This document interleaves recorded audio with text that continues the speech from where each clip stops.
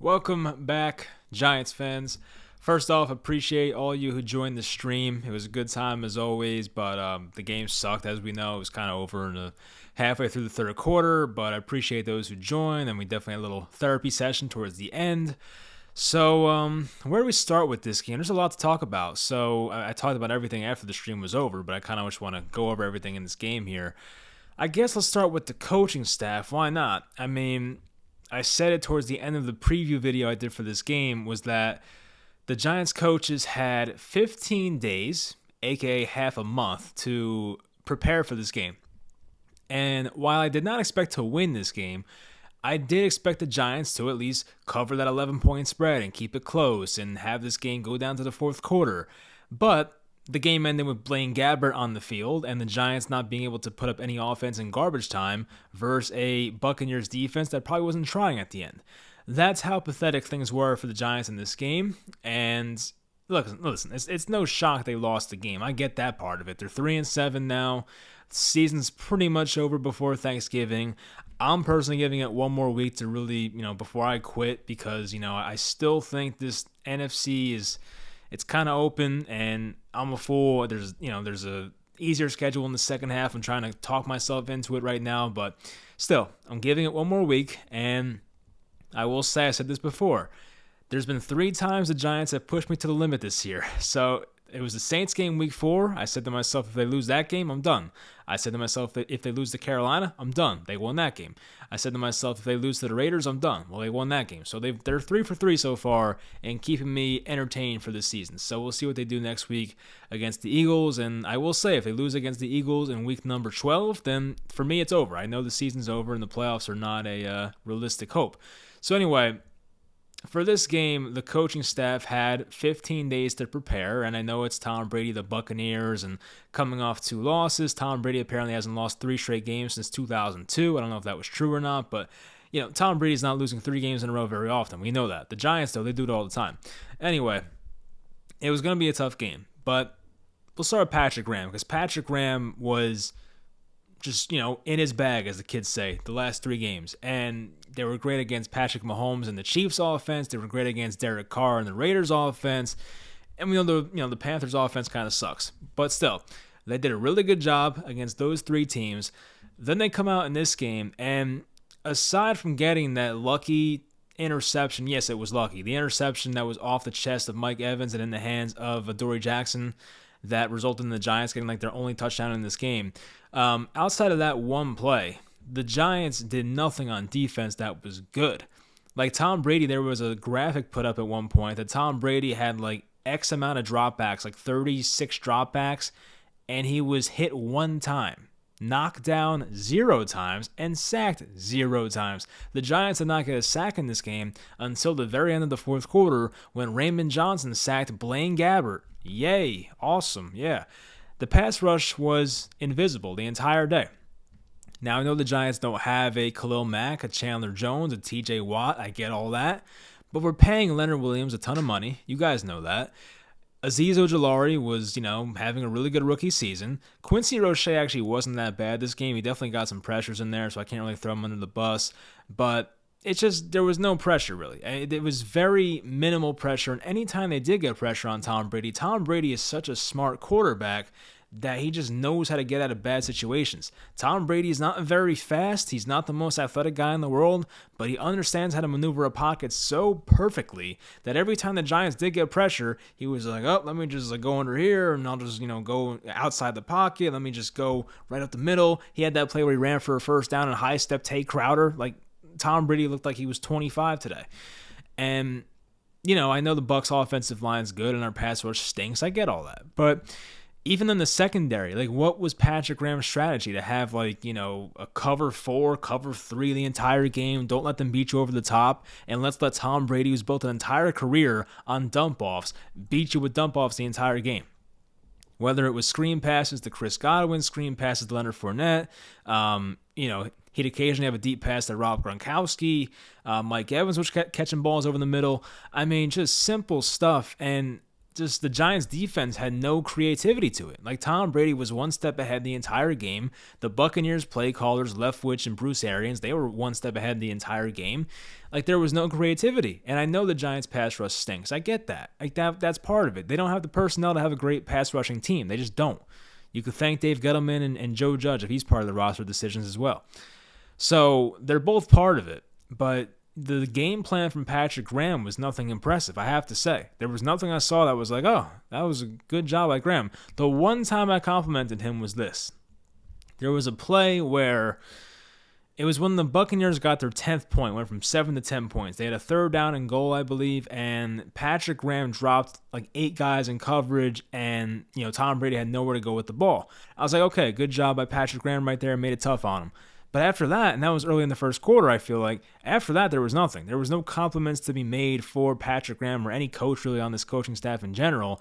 And we'll get to Jason Garrett and Joe Judge, believe me. But for Patrick Graham, the one coach I actually trusted to have a decent game plan today, he didn't do much either. As for Jason Garrett, I mean, what needs to be said at this point? I mean, Daniel Jones went downfield. It felt like one time today. It was a Kyle Rudolph play. It's funny enough, Kyle Rudolph was the one guy getting the deep target today. It was a play where there was kind of just like a busted coverage kind of, and Rudolph ran a wheel route down the left sideline. They found Rudolph. There was no yards after catch, obviously, but Rudolph had like a 20-yard game. But outside of that, can we really think of a time Daniel Jones had a deep ball attempt in this game? Like, I know Kadarius Toney had one, but Kadarius Toney's a freaking wide receiver. There was a time early in this game where Daniel Jones missed Kenny Golladay for what could have been a touchdown. I get all that. That's not Jason Garrett's fault. But what did Jason Garrett do in this game to really make things creative? Like, he had maybe 2 plays. There was one reverse to John Ross that worked for like 15 yards. There was one crazy like house formation that they ran out of. That was pretty cool. That was different. But like, Jason Garrett did nothing different outside of those few plays. Like, Jason Garrett, once again, half a month to prepare, came into this game and said, all right, I'll sprinkle in a few plays here just to make people happy. But outside of that, we're sticking to what we know best. And they don't know anything best. The only thing they know best is how to not have a good offense. And as I said coming into this game, the Buccaneers averaged 31 points per game on offense. Jason Garrett's been here for a year and a half and has never scored over 30 points on offense in one game. The Buccaneers averaged that, right? Put all their games together, they averaged that. Jason Garrett can't do it one time. It's embarrassing. It really is. I still can't fathom how that man's employed. I really don't get it. Imagine you at your job, right? Imagine you at your job and you perform as bad as Jason Garrett. There is no chance anyone watching this video, unless you own your own company, there is no chance anyone watching this video, if you perform at your job as badly as Jason Garrett does at his, there's no way to be employed right now. I'm sorry. It's embarrassing. And I do hope I wake up tomorrow and see Jason Garrett's fired. And I hope Freddie Kitchens actually gets to take over, because Freddie Kitchens actually probably would be a better play caller. We saw it last year when he was calling plays for Colt McCoy against the Browns. He was a better offensive coordinator than Jason Garrett was. So I'm not saying that Freddie Kitchens would solve everything. He definitely would not. This offense has a lot of problems, but it would help, because Jason Garrett is the worst, and I can't stand him. As for Joe Judge, more ridiculous penalties. Will Hernandez had a couple. Darius Slayton had one. I'm trying to think what the defense... I feel like the defense didn't have that many penalties. I could look it up real quick for you guys. I mean, the Giants only had 4 penalties for 30 yards, which feels like a lot less than it really did feel like. But, Will Hernandez had 2, and one of them pushed it back from a 3rd and 9 to a 3rd and 14, and it came at the worst time. I guess they were just bad timing penalties, because it felt like a lot worse. But either way, Joe Judge preaches that this team's going to be ready to play, and we're going to put out a product that the New York and New Jersey area will be proud of. And I don't know about you guys. I'm from New Jersey. I'm sure a lot of you are from New Jersey and New York. Are you guys proud about what you see right now? Because I'm not. It's disgusting. It's embarrassing to watch this. It really is. Like, it's going to be embarrassing to put on a Giants hoodie this week and be like, oh yeah, I'm a Giants fan. No, like, it's going to be bad. Like, I can't really get behind what Joe Judge is selling us right now. I just can't. I know this is not the most talented team in the world. Your quarterback is very questionable. We'll get to him in a second. But just there's so much wrong with even the coaching. It's not just the players. The players aren't that good. All right, we get it. The Giants on paper, I guess, aren't the worst team in the league, but they're not that great either. But the coaching just mixed with that makes it so much worse. And as I sit here today, I still think Joe Judge is back next year, but it's making it like a tougher decision because of how bad he's looked in recent weeks. I mean, not recent weeks, the entire season. I mean, the entire season he's been bad. And then Joe Judge goes to the press conference and goes, I'm not a guy to make excuses. Well, aren't you the same guy that was blaming your headset for why you had terrible timeout usage in Kansas City? Wasn't that you? Like, you're saying you're not making excuses, but here you are, like, blaming the headset 2 weeks ago. So I don't know. So anyway, Joe Judge is not, I don't know, he's not doing it for me right now. None of the coaches are. Patrick Graham was on a nice little 3-game streak of looking good, but yeah, that kind of ended real quick. As for the quarterback, Mr. Daniel Jones, who was 23 of 38, 167, 1 touchdown to Andrew Thomas. By the way, awesome play. Love that play. Got me excited. That was like the one highlight of the night, that and the Dory Jackson interception. And 2 interceptions. Now let's talk about Daniel Jones, and I'm going to be honest, I really don't care. I put out a take on Twitter before that someone called me an R word for saying it. You can think about that word all you want. I'm not going to say what it is. I don't like saying that word, but I really don't care. I really don't care. I've always tried to be fair to this kid. I really have. The only time I really went off on him was last year's game against Tampa. I said he wasn't a franchise quarterback. I kind of regretted saying it because it was very premature. It was in the moment. I shouldn't have said it. But now, after watching another year of Daniel Jones, I pretty much stand in the same place I was last year. This guy's not it for me. Maybe he is. One day I hope to sit on here and make fun of myself and say, I was real stupid for making fun of that Daniel Jones guy. He's a real good player. But how the hell can I say that right now with a straight face? Honestly, what does Daniel Jones do that really excites you guys? Yeah, he runs fast in a straight line. Great. I love that. Yeah, he passes the ball down the field pretty well sometimes. Oh, wait, we passed the ball downfield 1 time per game. Awesome. It's embarrassing. And it's not his fault. It's not all his fault. I don't make this out to be all Daniel Jones' fault. His offensive line's putrid, all right? PFF has them as the 3rd worst pass-blocking offensive line in football. Mr. Dave Gettleman, the offensive line guru, not only took this guy at 6 overall, but gave him no team around him to succeed, all right? We spent money on the weapons, but they have no offensive line. And we've been saying this since July and August. How is this Giants offense going to produce with no offensive line? Well, the young guys will get better. Definitely. Outside of Andrew Thomas, there's not one guy on this offensive line worth giving a damn about. There's really not. There's not one guy that I can guarantee is here next year outside of that. Maybe Matt Parrott because he's a developmental project. But outside of that, is Matt Scurry here next year? Probably not. Billy Price? Probably not. Who else we got? Will Hernandez, contract year? Maybe not. Nate Solder? Please no. God, I can't stand Nate Solder either. I have no idea how that man is a starting right tackle in the NFL. There was that one play with JPP where JPP just went like in and out, and he literally got Nate Solder on the ground. Like, it was embarrassing. I don't understand how Nate Solder starts in the NFL, and it's for my favorite team, which makes it even worse. Like, if he started for the Eagles or something, I would have laughed my ass off. I'd be like, all right, that's hilarious. Like, you're starting Nate Solder. But, like, no, this is our team, and he starts at right tackle. Like, Matt Parrott can't be that bad. All right, so back to Daniel Jones. Where was I at with this? So you can blame his surroundings all you want. You can blame the offensive line. Well, I went over that video a couple weeks ago about how Derek Carr has a similarly bad offensive line, but still puts up numbers. I went over that video how Kirk Cousins has a worse ranked pass blocking offensive line and still puts up much better numbers. So what's Daniel Jones' excuse? I understand that the Vikings have Justin Jefferson and Adam Thielen and Dalvin Cook. I get all that. I understand that Derek Carr had Henry Ruggs. He has Darren Waller. He has Hunter Renfrow. Great. But the Giants still have good weapons on this team. Now, were they healthy all year? No, they weren't. I get that. But even when you had Galladay had 1 catch today, I believe, right? I'll look at the box score real quick. I think he had 1 catch in this game for 12 yards. Yeah, Galladay had 1 catch for 12 yards. Like, that's embarrassing. Like, how do you sign this guy for all that money and not even throw the ball at him? He had, I think, 2 targets because one of them was a pass interference on a slant. Jamel Dean kind of wrapped up his left hand and left arm, and they called a penalty. Okay, 2 targets. But, like, I don't get how Kenny Galladay is just not being used in this offense. It's not like the Giants' offense is just clicking right now and things are great. They're putting up, points in the high 20s, low 30s, and everything's great. Your offense is one of the worst, if not the worst, in football, and you're still not using Kenny Golladay. And we figured in the Raiders game, okay, he didn't play all the snaps. He was still coming off the injury. Okay, they're going to work him back slowly. But this game, he had the bye to get healthy. They come back, set up the game plan, and Kenny Golladay finishes the day with 1 catch for 12 yards. That was it. 1 catch for 12 yards.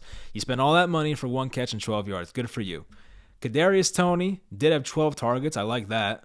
But 7 catches for 40 yards. 5.7 yards per reception. So as for Daniel Jones, you have the receivers, right? We're going to see how the final 7 games go. I'm not going to sit here and say Daniel Jones is the worst ever. He's not going to be here. I'm not going to say all that. But he still has 7 games to prove he's the guy. But right now, as I sit here today after this Buccaneers Monday night game, I ain't feeling good about it. That's for damn sure. All right, and I felt the same way about the Buccaneers game last year, because if you remember last year, the rest of the Giants played very well in that game, and Daniel Jones was the one holding them back. And he was not the one holding them back tonight, because every other Giants player sucked tonight outside of like maybe a couple guys. I mean, Andrew Thomas was great until he let up a sack at the end, but still, most guys were terrible in this game, even the defense. We'll get to them later. But for Daniel Jones, I'm just tired of the excuses. I hear it every single year. It's been 3 years now. Offensive line this, offensive line that. They can't block. That guy stinks. That guy's injured, blah, blah, blah. Well, how come these other quarterbacks get it done? How come Aaron Rodgers goes into Arizona, one of the best teams in football, without Devontae Adams, without his wide receiver 2 and Allen Lazard, without his left tackle and David Bakhtiari, and beats the Cardinals? How does he do that? Right? I get Aaron Rodgers is good, but these quarterbacks find a way. Once again, how does Kirk Cousins with a similar offensive line put up big numbers? How does Derek Carr do it? Right? Like there's situations where you're like, well, that quarterback's doing it. Why can't he do it? I don't think enough of us look at the Daniel Jones situation to compare it to the rest of the league. Like there's quarterbacks out there that have been and will be in similarly bad situations. And sometimes they got to live with it. I understand the Giants did not put a good team around this kid. It's not his fault. I get all that. I've always said that. It's not his fault. Daniel Jones was not, it's not his fault he's here, right? The Giants drafted him, put a bad team around him, and expected him to perform very well. But that should not be like the end-all be-all, right? Justin Herbert has been without his right guard and right tackle for most of the year. He finds a way to get it done. He had like 500 total yards on Sunday night versus the Pittsburgh Steelers defense, right? Like, you can make excuses for any quarterback situation, basically, right? There's only a couple guys that have it made. Tom Brady could be one of them, Matthew Stafford. Outside of those guys, and pretty much every other quarterback this year's had some situation going on where it's not that great.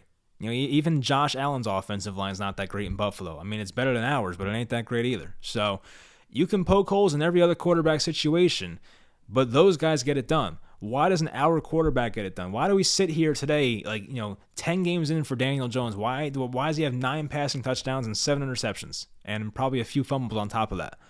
It's just not good enough. It's really not. I can't sit here and be like, oh, I feel great about Daniel Jones right now, because I don't. I feel terrible about him. I don't think this guy is all that great. And it's not helping that you put a, brain-dead offensive coordinator next to him and an offensive line that's probably one of the bottom 5 in football. It doesn't help. But is Daniel Jones himself doing anything to elevate the guys around him? I don't see it. And I know for some reason people will hate when I say that, but I'm sorry to be real about it. I don't think he's that great, all right? To me, Daniel Jones has always been average. That's the way he is. And, tonight wasn't even average. He looked terrible. The interceptions he threw tonight were embarrassing. The one that he threw, the first one, was one of the worst picks I've seen. It's up there with the Carson Wentz throw with his left hand this year at the 1-yard line. It was up there with that. If you guys saw that play, that was a bad interception. This one was up there. He literally tried throwing to his center, it looked like, and then he got intercepted by a defensive tackle. And then the second one where, he was throwing to a guy on a curl, but the underneath route hit the guy, I think, right in the shoulder or in the head, and it bounced off of him for an interception. You can't do that either. I want to sit here and be fair to Daniel Jones. I understand it. I know the situation's not great. There's going to be a guy or two in the comments that's like, you're an idiot. Daniel Jones can't succeed here. Blah, blah, blah. I get all that. Trust me. But I pay very close attention to the rest of the NFL. There are other quarterbacks that succeed when other crap goes badly around them. All right? And this is not a guy that does that. Daniel Jones has to be coddled. He has to have a good situation. I know everyone's going to be like, oh, Dak Prescott went to Kansas City and got, effed up by them. Yeah, okay. Well, Dak Prescott's had a track record for being a great, not great, but a really good quarterback for 4 years. All right, like, okay, so what? His receivers on the fly got hurt, right? CeeDee Lamb got a concussion. Amari Cooper's not vaccinated. He's out, right? I mean, that's basically what happened, right? So now he's throwing to guys who can't catch the damn ball. The offensive line had an off game. Okay, it's one game. It's one game, guys. This is Daniel Jones now for 2 years. That's one game for Dak Prescott, almost 2 years for Daniel Jones. What should we pay more attention to? The one game or the 2 years? Right? Ask yourselves. So I'm tired of the excuses. I made a tweet about it. Like, there's so many things that Daniel Jones does individually that piss me off, and it's not even like just the offensive line's fault. All right, what about the horrible decision making, the interceptions today? Is that the offensive line's fault? Is that the weapon's fault? No, it's Daniel Jones's fault. His bad footwork. Whose fault is that? All right, he's just jittery back there. You guys can see it. It's just his legs are always moving, doesn't look natural.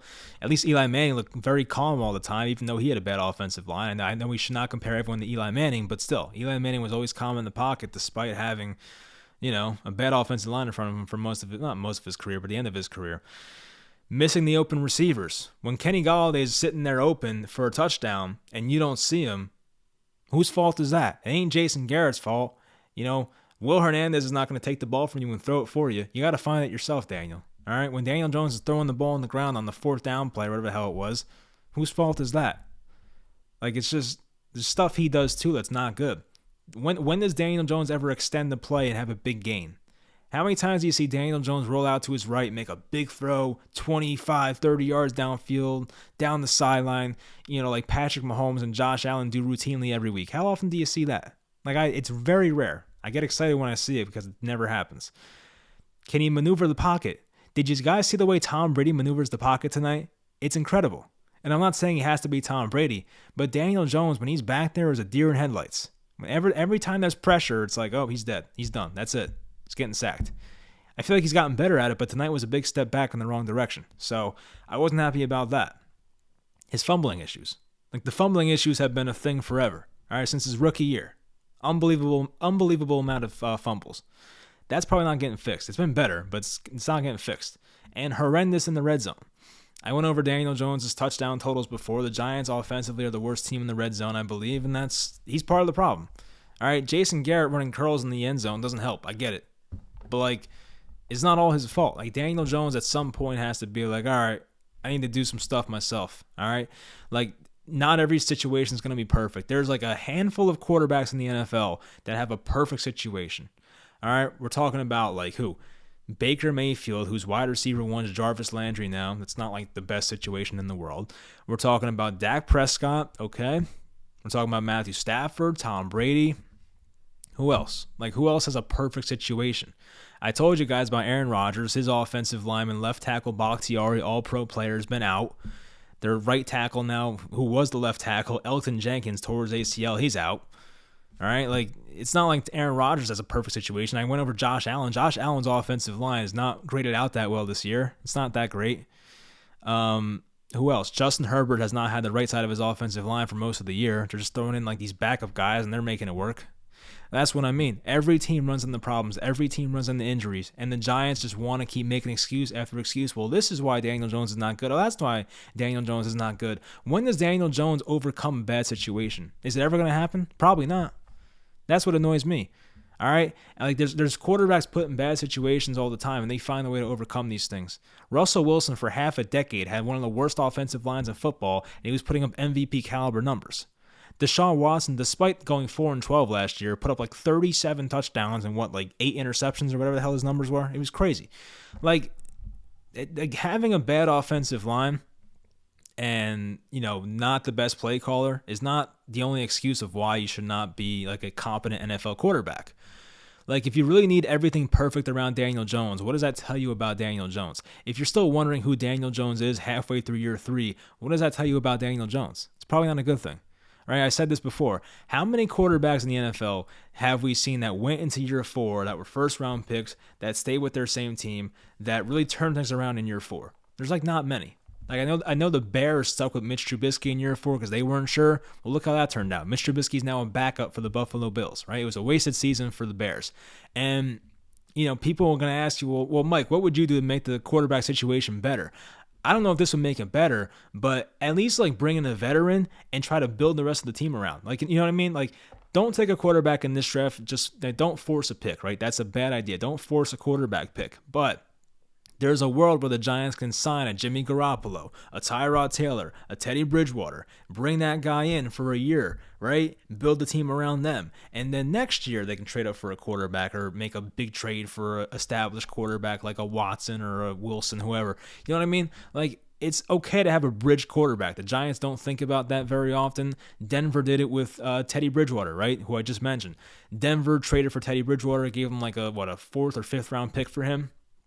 And now the Denver Broncos are in prime position to trade for an established quarterback. If Aaron Rodgers wants out or if Deshaun Watson comes out clean, the Denver Broncos are in a perfect situation to trade up or trade for one of those guys, right? Like, it's not a bad idea to do that. I'm not saying you have to force a quarterback pick in the first round. That's a bad idea. I know this quarterback class is not really thought of too highly right now, but there's still, like, you're still allowed to have a bridge quarterback. You can kind of take a year off. Like, what if we lived in this other parallel universe where the Giants, instead of forcing the pick with Daniel Jones, signed Teddy Bridgewater for 1 year. And Teddy Bridgewater was the Giants starting quarterback in 2019. And let's say the Giants had a similar outcome of going like 4-12 or 5-11. And then the next year, Justin Herbert's in the draft and you have a high pick. You could have had Justin Herbert because you went with the bridge quarterback strategy and didn't lock yourself into Daniel Jones for a rookie contract, right? Like that, those things are possible. I always believe the Giants kind of forced the Daniel Jones pick. They went into that offseason saying, all right, we need a quarterback. We can't mess around anymore. We have to show these fans we're going to rebuild for real. And Kyler Murray was the cream of the crop. He was the number one guy by far. You know, some people like Haskins, some people like Drew Lock, some people like Daniel Jones, but none of those guys were like surefire, like, oh, this guy is a top 5 talent in the draft type guy. So to me, that was kind of a force, especially at 6. Like, some people had Daniel Jones as like a 2nd round prospect, and they took him at 6, right? So that's why the fan base was just not happy with the pick. So to me, it always felt forced, and we kind of forced ourselves to like Daniel Jones. And oftentimes, your gut instinct is what's right? We've done that before. I've taken a lot of multiple choice tests back in grade school. There's a lot of times where I would just circle in C, and then I'd go, no, that's not it. And then I would go for A.